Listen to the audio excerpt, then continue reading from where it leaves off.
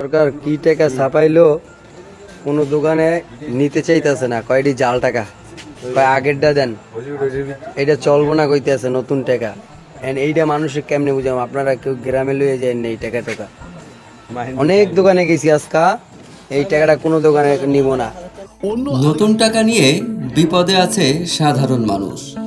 দোকানদাররা জাল টাকা ভেবে নতুন টাকা নিতে চাচ্ছে না। বুথে গেলেও একই সমস্যা। বুথে টাকা দিতে গেলে বুথের মেশিন থেকে উল্টো টাকা বের হয়ে আসছে, যার কারণে সাধারণ মানুষ এখন এই টাকা নিয়ে মহা বিপদে।